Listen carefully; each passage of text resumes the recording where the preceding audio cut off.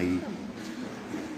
Bom dia, irmãos, a graça e a paz do Senhor Jesus Cristo, glória a Deus. Amém. Hoje é dia de chegarmos aqui quase no final do nosso livro de Gênesis, né? Penúltima aula hoje. Nós vamos falar de José e eu fiquei pensando, meu Deus, o que vamos aprender sobre José, porque além de ser uma história tão conhecida, o pastor Cristiano deu uma boa adiantada domingo, né? Eu falei, aí a minha aula está indo quase toda nessa pregação. E o que vai sobrar para a minha aula? Mas Deus preparou boas lições para nós aqui nesse domingo, graças a Deus.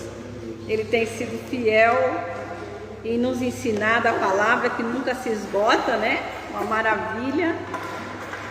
Louvo a Deus pela vida dos irmãos, que como o irmão Bertoldi disse, né? Primeiro a nossa devoção ao Senhor, depois as nossas obrigações, né? E isso é realmente muito importante. Primeiro nós vamos cuidar das coisas do nosso Deus. Minha mãe e meu pai que não eram evangélicos. Ó, tá vendo? Os pais do irmão Bertoldi não eram evangélicos e ensinaram isso para ele, né? Que dirá nós, que somos crentes no Senhor Jesus, temos que estar aqui fazendo primeiramente a nossa parte, que hoje é o dia do Senhor, né? Hoje é o dia do Senhor, é dia de estarmos na casa do nosso Deus.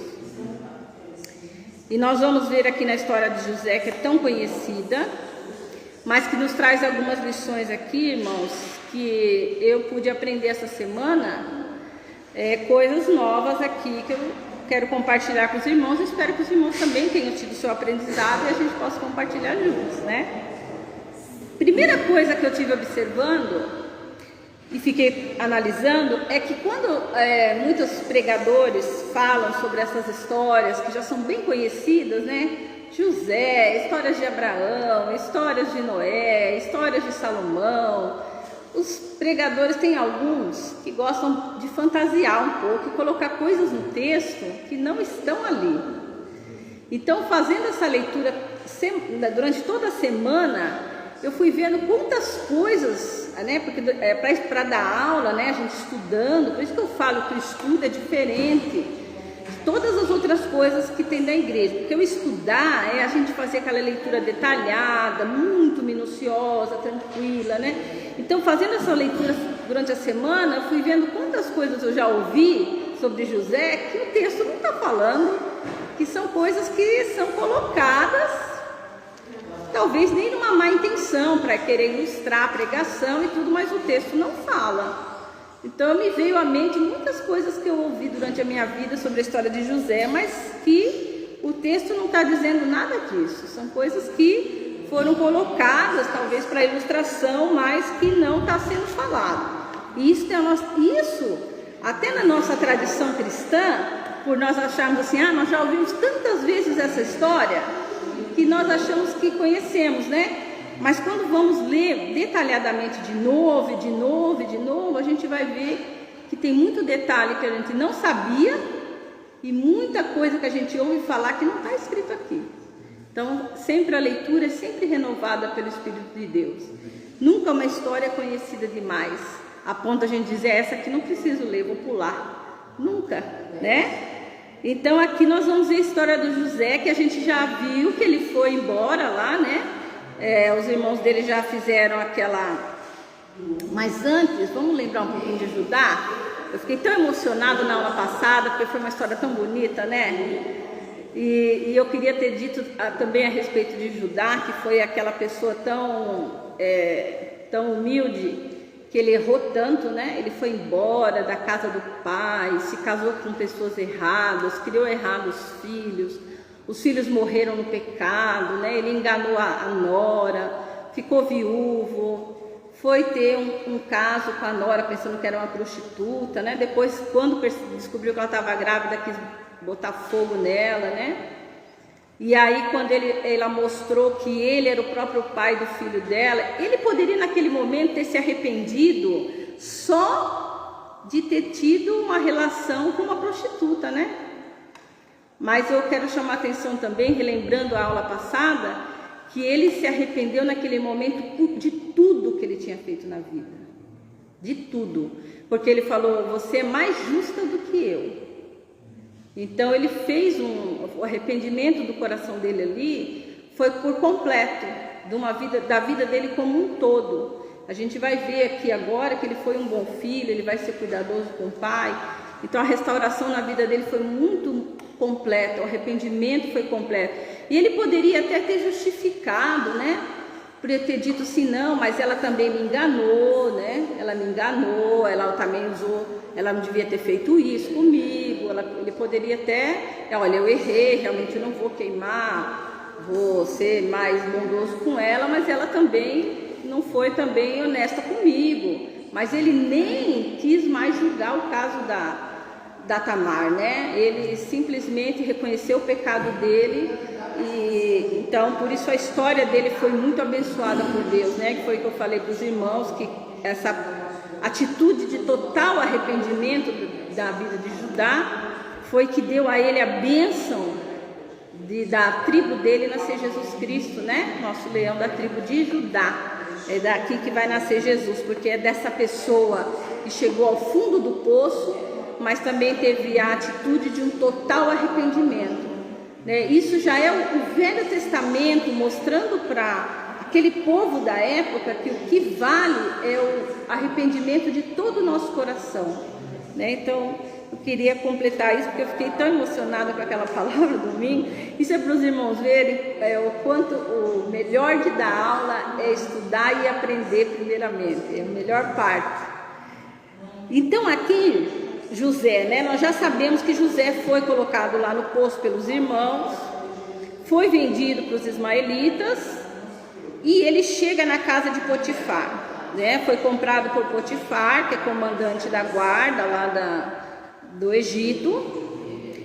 E uma coisa muito importante, irmãos, que sabe que eu queria expressar essa situação, e já várias vezes eu tive vontade de explicar isso para alguns irmãos. Até uma vez a irmã Hilda falou, mas no Sermão do Monte, Deus não prometeu prosperidade, mas todos os servos de Deus são prósperos, né? Tem todas as coisas, mas Deus não prometeu isso na Bíblia, né? Prosperidade, eu falei, mas a irmã Hilda falou, não, mas todos nós somos prósperos na nossa casa, temos nosso carrinho, não falta nada, né?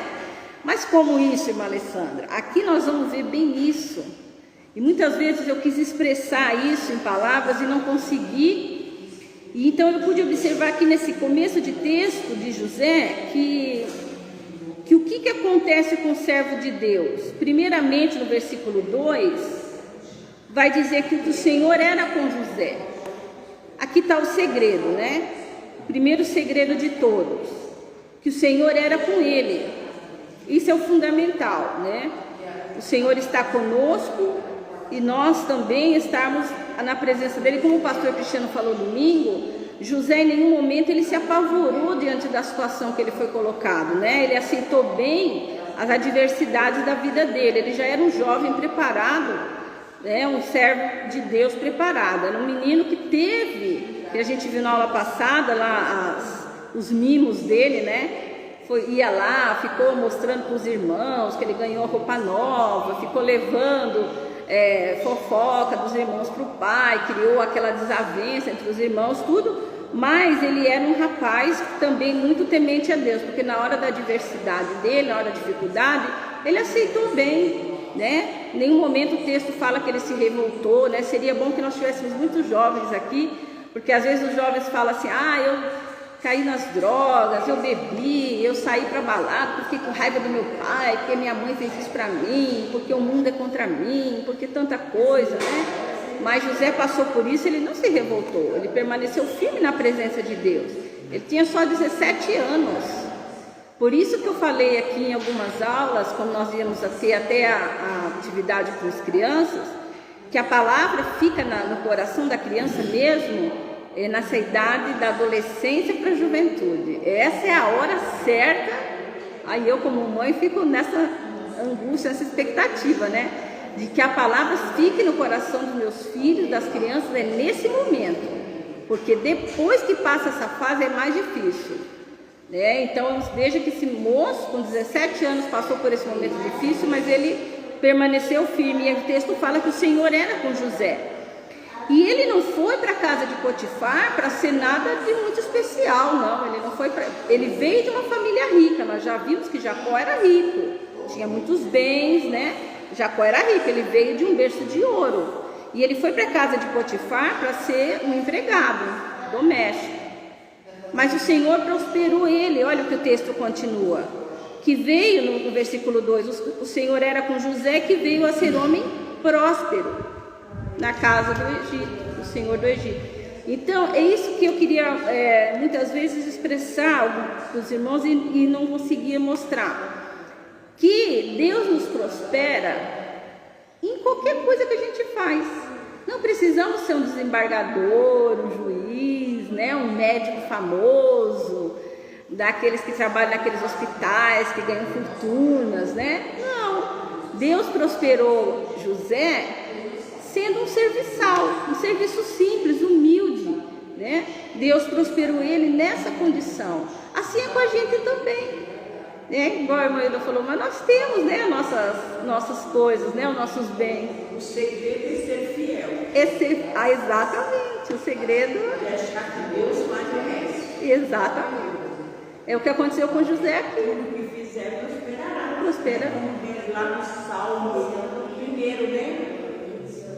Tudo que fizer prosperará. Não são assim no ímpio, mas são como o ímpio, espalha tudo que ganha. Exato.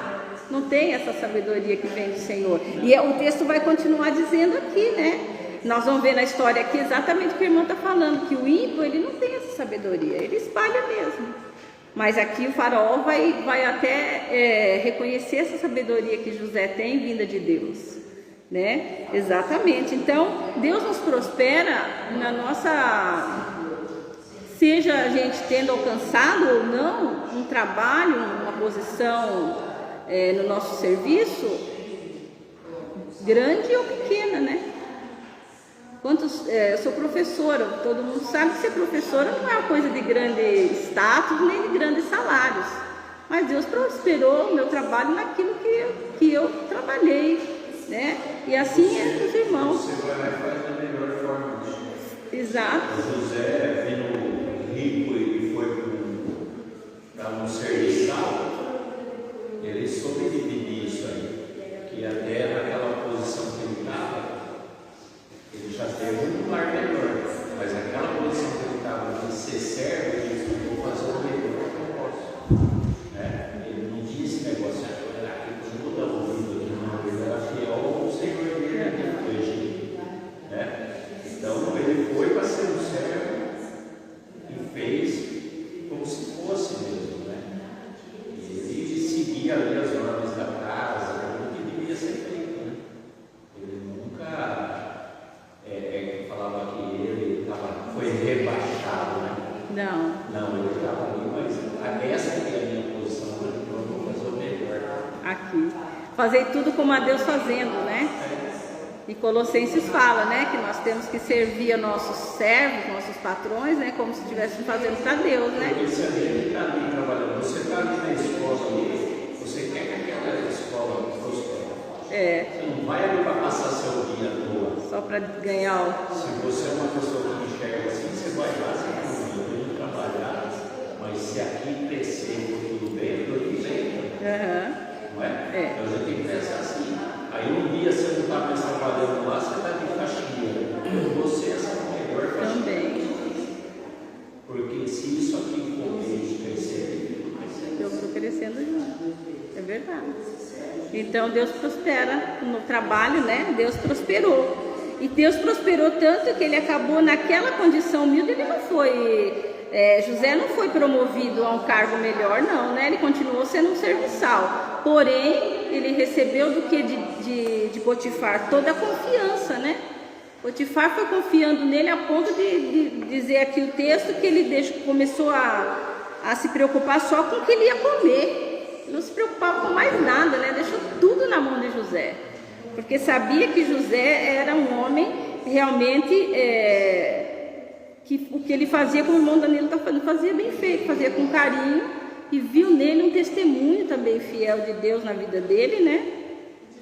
E que tudo que ele estava fazendo prosperava, diz no verso 3, vendo Potifar que o Senhor era com ele. Olha o testemunho, que coisa fantástica também, né?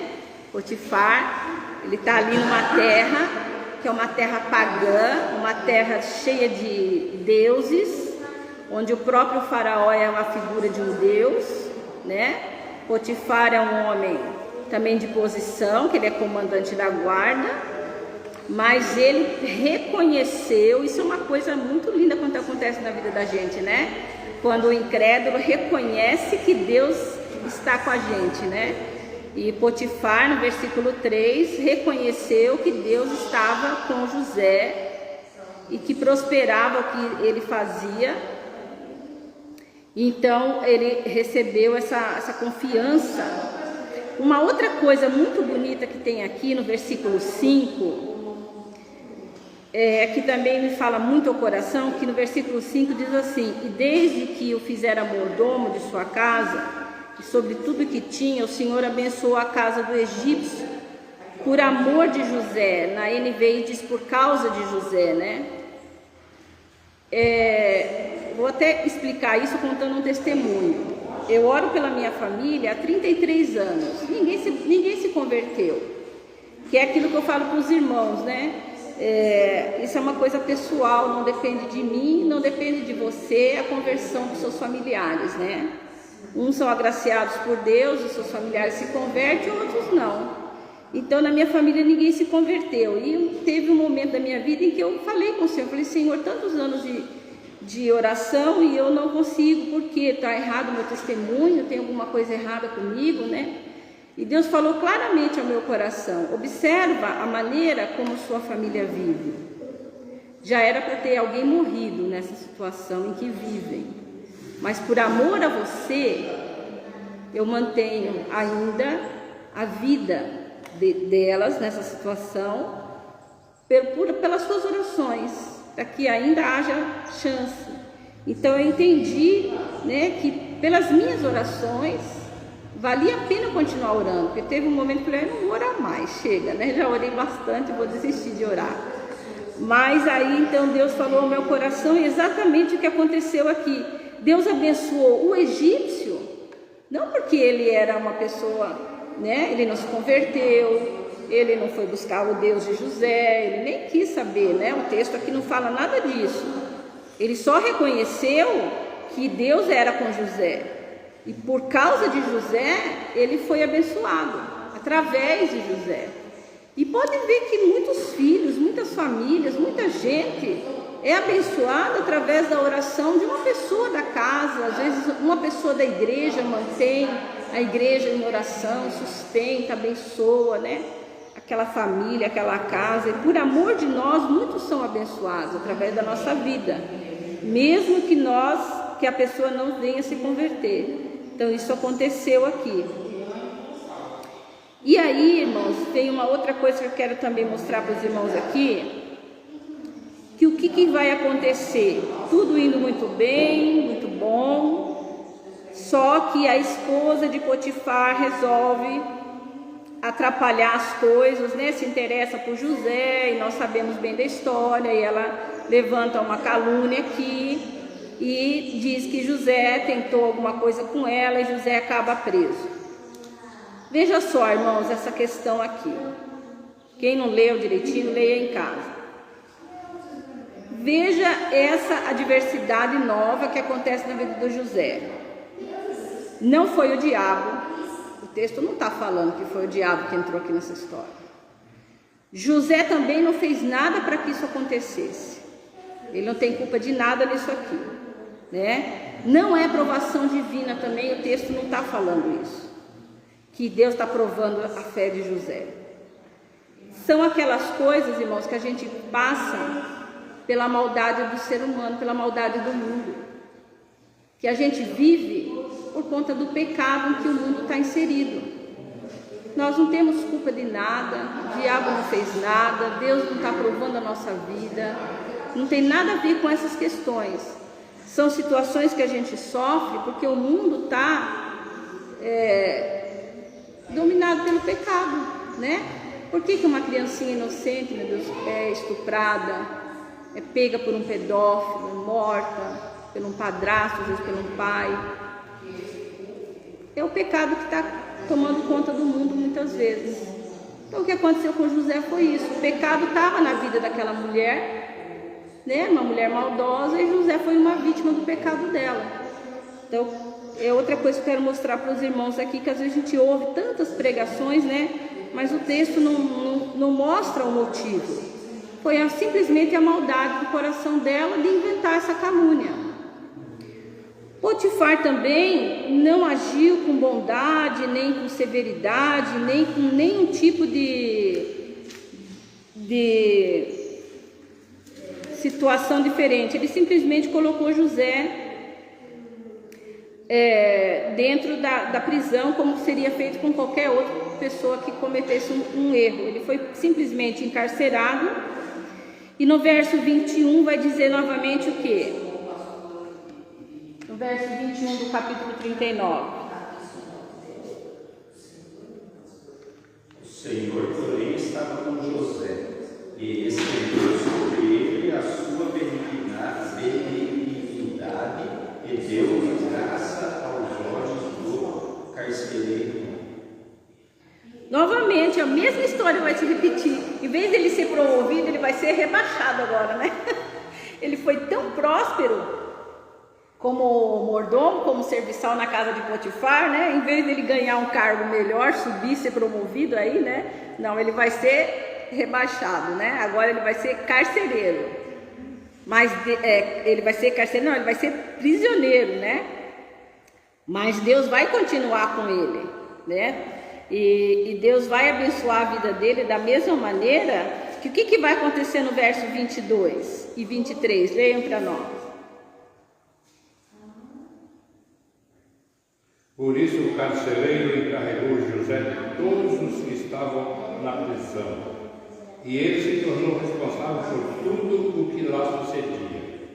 O carcereiro não se preocupava com nada do que estava a cargo de José, porque o Senhor estava com José. Ele concedia bom êxito em tudo o que realizava. É a mesma coisa. Ele foi rebaixado, agora ele é prisioneiro, mas ele continua na condição dele de prisioneiro. É que nem o irmão Danilo falou: se hoje eu sou professora, Deus me prospera o meu trabalho. Se amanhã eu for faxineira e eu fizer as coisas com amor, Deus vai prosperar o meu trabalho também. E para onde ele vai, o local se transforma. Ele chega lá na prisão, lá, já muda tudo. Já vê o carcereiro, já vê uma outra pessoa, sente ele, a presença de Deus. Já sente. E a coisa já muda toda dentro. Aonde que a gente veria um caso desse, né, irmão? No carcereiro na prisão hoje? A fé, por exemplo, Deus dá vitória ao homem de fé, né? O Tito. Então ele saiu do mundo ali, que estava confiante, estava todo mundo confiando, de repente jogou ele no lugar. Tipo, a mesma coisa, ele continuou confiando no Deus. Né? E Deus foi trabalhando nele. Aquele que mudou tudo que tinha naquela prisão, porque ele podia chegar revoltado. Eu fazia tudo isso, agora eles jogaram aqui. Bom, vamos modificar isso aqui. Ele modificou de outra forma. Né? Ele podia chegar, porque ele era um homem de fé. E ser exato. Então, para ele não foi outros presos, pelo carcereiro. Você fez aquilo lá na casa do mestre, do chefe lá, né?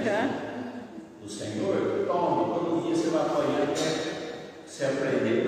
Não. Deus vai com ele, né? E onde ele vai, Deus não, com você. Exato. Ele recebeu a pena que era dele, mas Deus prosperou ele mesmo sendo prisioneiro. E onde que a gente já se viu, né? Um preso receber uma regalia dessa, receber o direito de administrar o presídio. Ele podia tomar conta de tudo dentro da prisão. Isso não existe, né? Mas nele você sabe fazer as coisas. Toma conta de tudo aqui, que agora você é o carcereiro que confiava nele. Da mesma maneira, né, que Potifar confiou, tudo confiou para José também lá dentro da prisão. E o versículo 23 termina, né? E tudo que ele fazia, o Senhor prosperava. Que o Senhor era com ele, né? Então, essa aí é o segredo, né, irmã, que a irmã Hilda falou, é o segredo da nossa prosperidade, né, em qualquer circunstância que a gente esteja.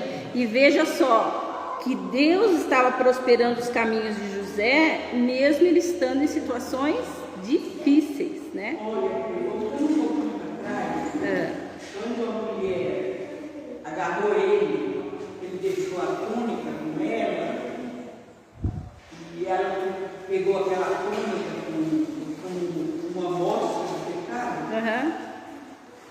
José correu e disse assim: eu vou fazer tamanho mal, e parecia contra, eu não vou fazer esse tamanho desse mal, e pecaria contra o meu Deus. Ele se cuidou nessa parte. Eu não sei se hoje, se alguém, se a mulher patrão, como que é que algum irmão poderia reagir, ficar toda eufórica, né? Que a mulher patrão rola, é meio carnaval bonito, né? Deus do céu, há de livrar esse povo, né? Mas José foi forte, correu, largou tudo com ela e falou: não farei esse mal e pecaria contra meu Deus. Aqui está no versículo 9. Não faria tal mal. Na segunda parte. Eu não cometeria um mal tão grande quanto a de dormir com uma mulher então, isso aqui já ficou para trás. Vocês já estão no diferente. Só que lembrar.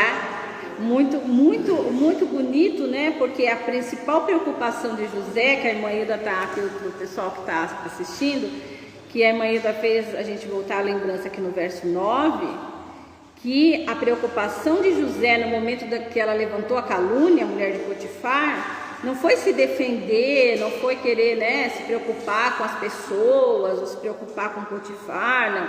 Ele não queria, ele disse que não cometeria tamanha maldade contra Deus, né? A preocupação dele era não cometer tamanha maldade contra Deus, né? Então, essa que é a grande preocupação dele, é uma grande lição para nós, não só numa questão dessa de adultério, mas em todas as circunstâncias da nossa vida, né? Não podemos, temos que pensar assim, cometer um tamanho pecado desse contra o nosso Deus, né? É tocante o coração nosso, né?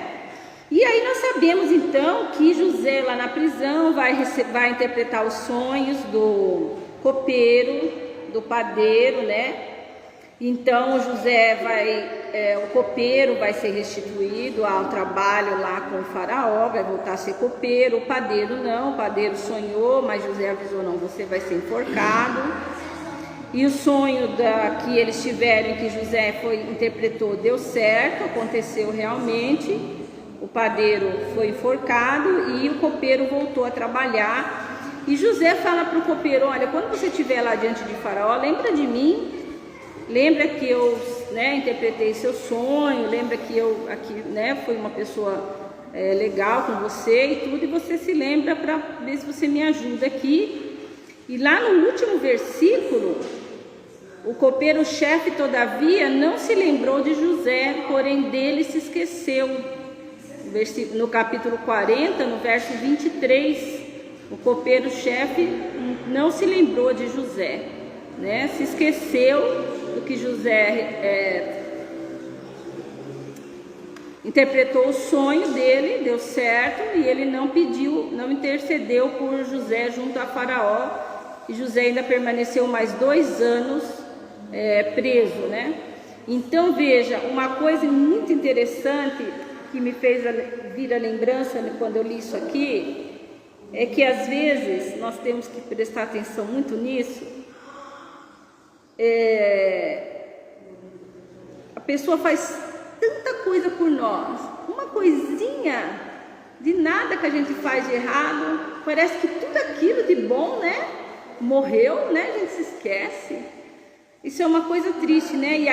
E isso é um ponto, né, que não está tão envolvido no texto, mas me veio a lembrança por causa de uma situação de uma pessoa que ficou chateada comigo por 4 vezes. eu tentei reatar essa amizade. Mas foram longos anos de muita amizade, de muito carinho, de muita dedicação, porque uma amizade é igual uma plantinha, né, irmão? A gente cuida dela, cuida, né? E aí, por 4 vezes eu tentei reatar essa amizade e a pessoa não quis, né? E aí eu pensei, nossa, tantos anos de tanto amor e carinho, de dedicação, e por causa de uma palavra, se esqueceu de tudo aquilo, né? Que coisa triste. E aqui nesse caso foi a ingratidão, né? O esquecimento, a pessoa que simplesmente se esqueceu, né, do que ele fez e não se lembrou. Chegou lá, se empolgou, estou livre, e se esqueceu do que o José tinha feito, né? Não podemos ter esse tipo de atitude, né? Sempre um sentimento de gratidão. E continuando a nossa história, então aqui a gente vai mais rapidamente, porque nós conhecemos bem. Então o faraó é que vai ter os sonhos agora das vacas gordas e das vacas magras, das espigas gordas, das espigas magras, né? E ele vai ficar angustiado, quer saber o que significa esse sonho. E aí então é que o copeiro vai lembrar de José, né? Passado 2 anos completos, está falando aí no capítulo 41, verso 1. Passou mais 2 anos José preso. O faraó vai ter esse sonho.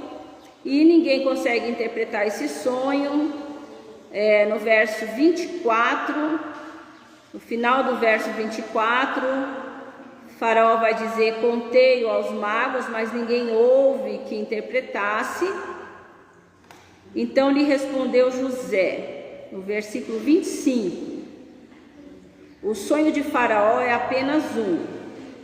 Deus manifestou a Faraó o que há de fazer. Então veja aqui que José já chega também uma atitude de muita ousadia. Eu sempre peço a Deus eu tenho esse desejo no meu coração de ser ousado assim, de onde eu chegar já falar assim, né, em nome de Deus, com esse ímpeto, né? Ele já chegou lá diante do faraó, ele nem titubeou em falar, né? Deus foi que manifestou ao faraó o que é que tem que ser feito. Então ele já disse que é de Deus. Ele podia dizer: então eu interpreto o sonho, sabe? Eu tenho essa habilidade, né? Mas não, ele já foi direto ao ponto. É Deus que deu para o faraó essa revelação. Então José vai explicar para o faraó o que é que aconteceu, né? O que é que Deus está revelando para ele, a questão dos 7 anos de fome, primeiro de abundância, depois de fome. José vai ser mais ousado ainda, além de interpretar o sonho, ele vai dar um conselho, né? Ele vai falar: olha, faraó, aí eu digo para o senhor o seguinte: aproveita os 7 anos de fartura, armazene comida, para que quando chegue os 7 anos de fome, tenha comida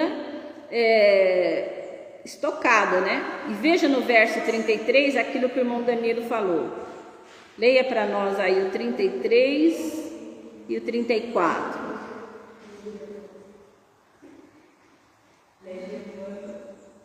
Procure agora o faraó, isso aí é 34 do versículo 41, o 33 e o 34. Procure agora o faraó um homem criterioso, estável, e coloque-o no comando da terra do Egito. O 34. O faraó também deve estabelecer supervisores para recolher 1/5 da colheita do Egito durante os 7 anos de fartura. Isso, aí ele vai continuar explicando, dando toda o conselho dele, né, para o faraó. Ele vai explicar como que seria a estratégia que ele, além dele interpretar o sonho, que ele já disse que isso era uma coisa que vinha de Deus, mas ainda ele vai dar o conselho dele para o faraó, né? Agora escolha um homem ajuizado. Então veja só a ousadia dele diante do faraó, ele um simples prisioneiro, dando conselho, né, para o faraó do Egito ali, porque olha, veja, isso aqui também foi muita ousadia, porque como eu disse para os irmãos, naquela época o faraó, além de ser aquele que manda em tudo, era um tipo de Deus para o povo, né? Eles tinham como um Deus, né? Se prostravam diante dele, né? Tinha que se prostrar e ter ele como uma divindade mesmo, né? Era um Deus da época, né? E no no verso 37 e 38, leia para nós o 37, o 38 e o 39. É isso aqui que o irmão Danilo falou sobre o testemunho, 37, 38 e 39. O plano pode ser bom ao faraó e a todos os seus conselheiros. Por isso faraó lhe respondeu: será que vamos achar alguém como este homem em que está o Espírito Divino? Disse, pois, o faraó a José: uma vez em que Deus lhe revelou todas essas coisas, não há ninguém tão criterioso e sábio como você. Ai, que coisa maravilhosa! O faraó fez ele o único abaixo dele. É. Se não for eu que falar, você falar, vai ser melhor. É. Fez o abaixo deles, foi só. José ficou abaixo de Faraó, porque olha só que coisa maravilhosa, olha que testemunho e que palavra. Já pensou se nós ouvíssemos isso do incrédulo, hein? Acharíamos porventura homem como este, em que há o Espírito de Deus? Visto que Deus te faz saber tudo isso, ninguém há tão ajuizado e sábio como tu. Faraó viu que ele era um homem sábio, né? E na verdade aí, o faraó aí escutou a interpretação de José, né? Mas na verdade ele escutou mais a Deus, porque José falou ali que não era ele, era Deus que estava. Né? E ele sentiu aquilo. Então por isso ele não esse versículo aí, então, devotado a Deus, né? Então, ele entendeu ali que o que vinha não era de Moisés, de José, vinha de Deus. Coisa fantástica, né? Porque é uma pessoa incrédula, né? Aí a Bíblia não fala que ele se converteu, mas ele sentiu mesmo a presença divina, né? Coisa fantástica, coisa tremenda, né? Que Deus nos abençoe e que possamos chegar a um testemunho maravilhoso desse, né? Também, se é que já não chegamos, e a gente às vezes nem percebeu, mas com certeza que Deus nos ajude também, dizendo que ele é um homem ajuizado e sábio, né? E que Deus é que faz ele saber tudo isso. Então aí, como o irmão falou, que ele vai realmente ser o que vai ficar abaixo de Faraó, só ele vai fazer tudo que ele mesmo aconselhou, ele vai armazenar comida. E aí, quando vem a época de fome, quem vai aparecer lá? Os irmãos dele, né? Os irmãos dele vêm para poder comprar comida. E aí, então, é o momento de resolver a única coisa que está mal resolvida na vida do José, né?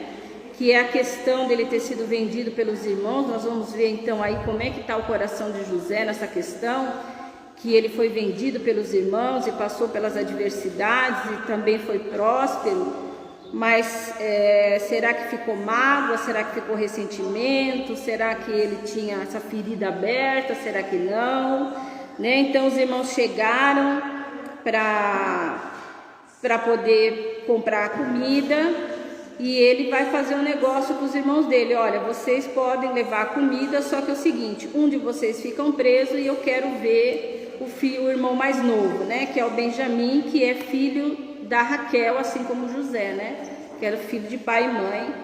E aí então ele falou, aí os irmãos ficaram apavorados, como que nós vamos trazer agora o Benjamim? Nossa, nosso pai já sofreu tanto por causa da morte de José, o desaparecimento, que já foi culpa nossa, a gente não pode trazer Benjamim aqui, né? E olha aqui o que é o sentimento de culpa, veja aí no versículo 21. Do capítulo 42 agora. Eles se prontificaram, 21, né? Do capítulo 42, verso 21. Eles se prontificaram ao fronteiriço e disseram uns aos outros: certamente estamos sendo punidos pelo que fizemos ao nosso irmão. Vimos que ele estava angustiado quando nos implorava por sua vida, mas não lhe demos ouvidos, por isso nos sobreveio esta Olha aí o sentimento de culpa, né, no coração do homem. Quando a gente guarda uma coisa errada na nossa vida e depois vem uma outra adversidade, os irmãos dele já falaram, ai, o que está acontecendo com a gente, na verdade, é o seguinte, como a gente fez o mal com José, agora nós estamos pagando o nosso pecado, olha.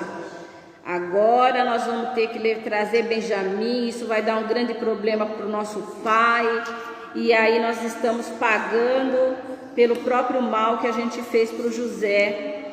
Mas no versículo 24 nós já vamos ter aí um sinal de como é que está o coração de José, porque quando ele ouviu isso, que os irmãos tinham esse sentimento de culpa no coração, ele se retirou e chorou, né? E então ele acabou ficando com um dos irmãos preso, que foi Simeão, e mandou o restante de volta. E ele fez aí um negócio que ele pegou o dinheiro que os irmãos tinham dado para pagar o alimento e colocou de volta dentro do saco de comida. Quando os irmãos viram isso, ficaram mais apavorados ainda, falaram, como que esse dinheiro veio parar aqui, agora vão achar que a gente roubou. Chegou em casa, contou tudo para Jacó, falou, olha pai, nós compramos a comida, mas quando chegou no meio do caminho, a gente abriu o saco de comida, o dinheiro que a gente usou para pagar estava dentro do saco. Eu acho que isso não é um bom sinal, nós vamos ter problema. E além do mais, o Senhor não sabe, Simeão ficou preso e nós só podemos voltar lá para buscar Simeão e buscar mais comida se levar Benjamim. E Jacó ficou apavorado, falou, não, vocês não podem fazer isso comigo, porque eu já perdi José, não posso perder Benjamim. E o pai fica apavorado, fica aquela discussão dentro de casa, e nessa vai e vem, a comida começa a acabar, e não tem outro jeito, tem que voltar. E o pai fala, então leva Benjamim. Leva Benjamim, porque senão vai morrer todo mundo de fome, não tem outro jeito, né? Benjamim vai ter que voltar, vai ter que ir. Chegando lá na casa, só que o pai falou, olha, faz o seguinte, pega o dinheiro que devolveram, pega mais um tanto de dinheiro, leva presente, e tenta mostrar para esse homem lá, esse chefe do Egito, que vocês não estão fazendo nada de mal, que vocês são pessoas honestas, e devolve tudo para ele lá, esse dinheiro, leva presente, leva tudo, tenta mostrar que vocês são boas pessoas.